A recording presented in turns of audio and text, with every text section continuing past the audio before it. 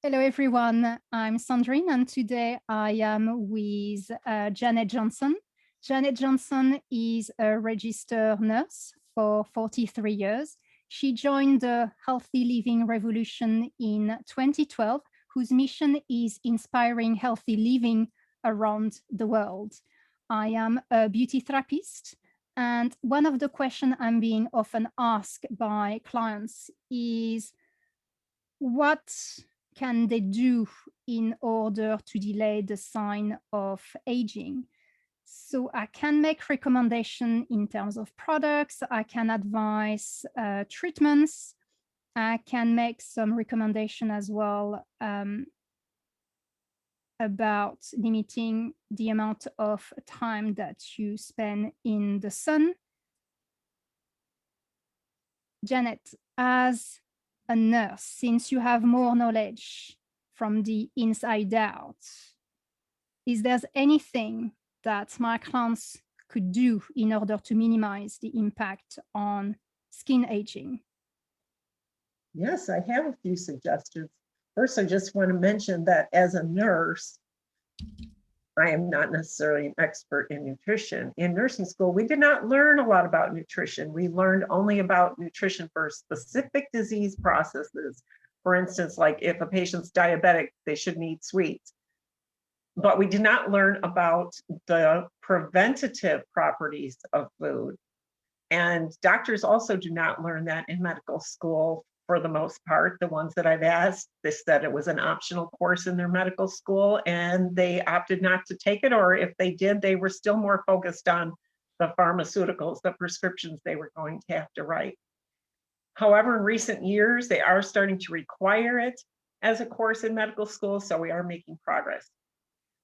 So I'm kind of self-taught on nutrition. I attend the Nutraceutical Conference every year, which is about how nutrition can help in medicine. Pharmaceuticals is how pharmacy medications can help in medicine. Nutraceuticals is how nutrition can help either in prevention or treatment of disease processes. I've also gone to many, many talks by many of the famous doctors who talk about nutrition and who self-taught themselves as well on how nutrition can help.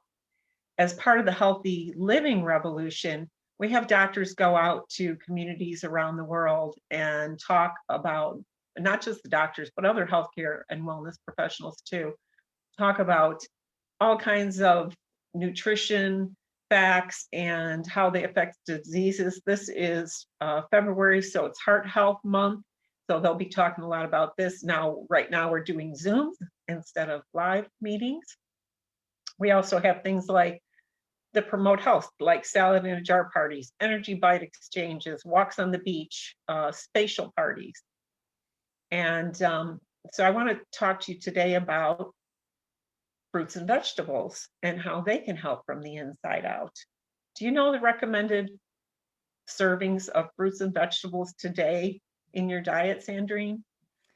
Well, in the UK, as far as I can remember, it's 5 fruit and vegetables, or at least 5 portions of fruit or vegetables per day. That's what I learned too in school. And the serving is about the size of a fist. But when I asked about that, why is it 7 to 13 now? I was told it's because our soil is now depleted of nutrients and they're picking our produce before it's ripe. And it gets most of its nutrients during the ripening process.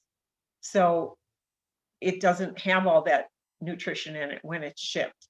It's shipped on average 1,500 miles to the grocery store in the United States. Not sure about there. Less, of course, if you buy local, but more for many things that aren't grown locally in your area. A lot of fruits and vegetables get gassed in the back of a truck before they get taken into the grocery store, so they look ripe. I was kind of grossed out by that when I heard it. Now, for example, spinach. In the 1950s, what the nutrition was that a bowl of spinach would have compared to the 1990s, just 40 some years later, was like one bowl compared to 43 bowls to get the same amount of iron.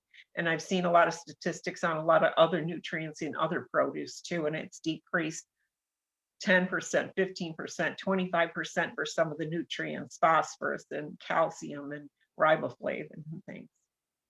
So I'm going to have you put up that picture now, Sandrine. And I want to talk about the apple in this picture when it comes up. When you're looking at that apple on the left side is brown, it's oxidized, it's aging already. But the right side had some lemon juice put on it, which is rich in antioxidants. So it looks the same as when it was just cut. And with the woman's face, you can see the oxidative stress that has occurred over the years on the left side when you're looking at it. She has more wrinkles and more skin irregularities. Now, antioxidants are substances that are found in our foods that help to prevent the damage from free radicals.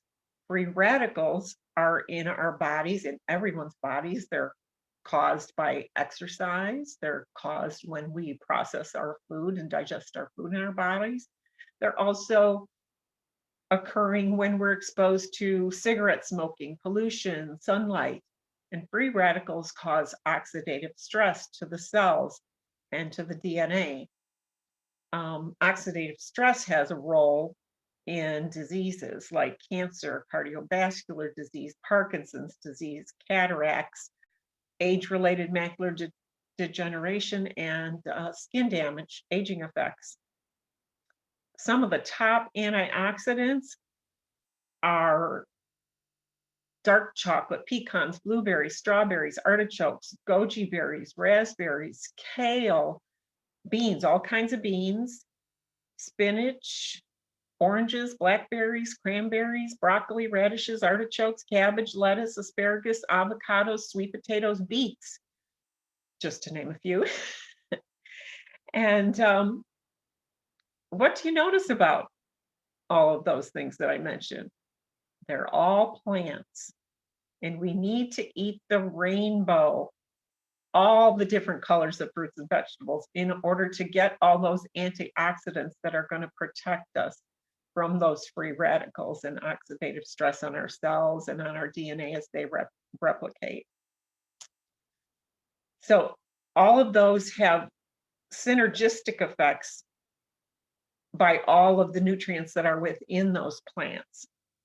We've identified in an apple 10,000 phytonutrients, that's plant nutrients, and in broccoli 14,000 phytonutrients. And all those different nutrients work in synergy to help our cells repair and to protect our DNA when they replicate. You can take that down, thank you.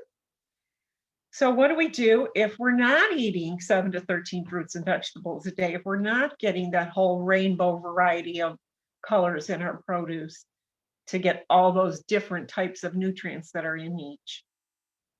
Well, I like to recommend that we do some type of supplementation if we're not getting it all. In choosing what you're going to use to increase your nutrients from fruits and vegetables, I recommend looking at whole food nutrition.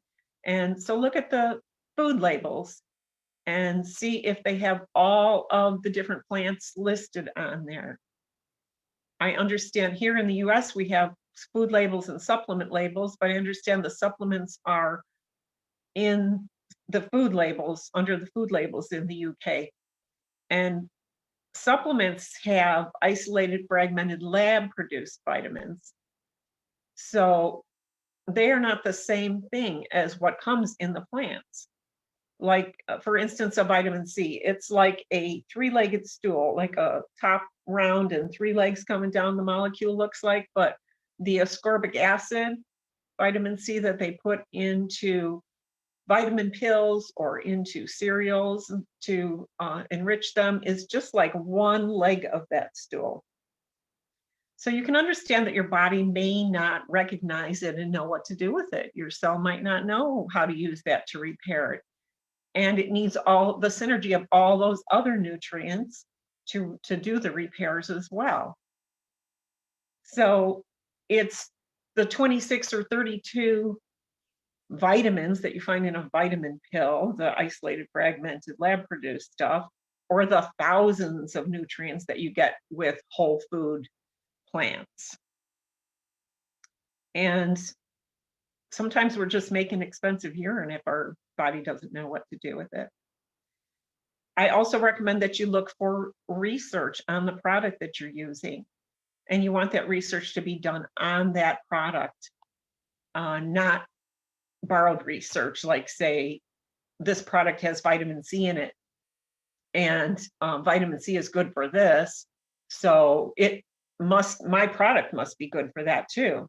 No, no, not necessarily. You want the research done on the actual product you're going to take at reputable universities and research centers, peer reviewed by other researchers and published in reputable medical and nutrition journals. And you want the variety of different fruits and vegetables.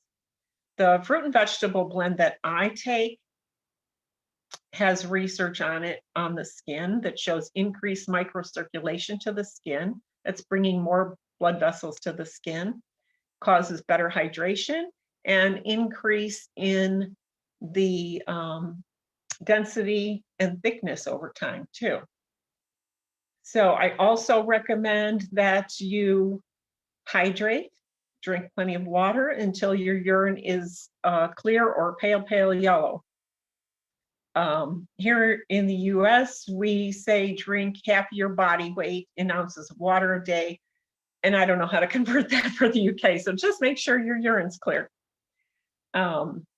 And I also would recommend that you, I don't have time to discuss it today, but Google inflammatory foods, foods that cause inflammation, and Google anti-inflammatory foods. You'll notice some signs of inflammation, maybe puffiness around the eyes or pain in your joints. And inflammation is involved in any disease process. So eat more of the anti-inflammatory food list, eat less of the inflammatory foods. And I also just want to recommend some great documentaries that helped me to learn about food. And they are Forks Over Knives, What the Health, and The Game Changers. And if you're watching with your guide, Game Changers really talks to them too, because it has a lot of people who are in sports in it. And I wanted to mention that I am 66 years old and trying to keep my skin healthy by eating a variety of fruits and vegetables. And if you'd like to talk to me and learn about what I do for myself and for my family, you can reach me through my Instagram, which is @JanHealthRN. That's @JanHealthRN. And I want to thank you, Sandrine, for having me today. It's so nice of you to let me talk to your audience about skincare, skin health from the inside out. Well, you're very welcome, Janet. I have really enjoyed that. That was really complete, and I have no doubt that we'll be able to do some other videos. So before we go, there's one small question that I would like to ask regarding DNA. Would you say that your DNA can play a role in protecting your skin against aging, or is that just a myth? It can. It can, but also your environment and how you treat your skin has just as much of an impact on how your skin ends up looking. And they learned in a study called epigenetics that genes have switches on them that kind of turn them on or off depending on how you treat your body, on how you do your living. And if they're exposed to certain things, it'll turn on the bad genes. If they're exposed to other things, it'll keep those genes turned off. I see. So we still have to do all the work behind us. So thank you again for all those valuable informations. And we will see you, I am sure, some other time. So you take good care of yourself, Janet, and we'll see you very soon.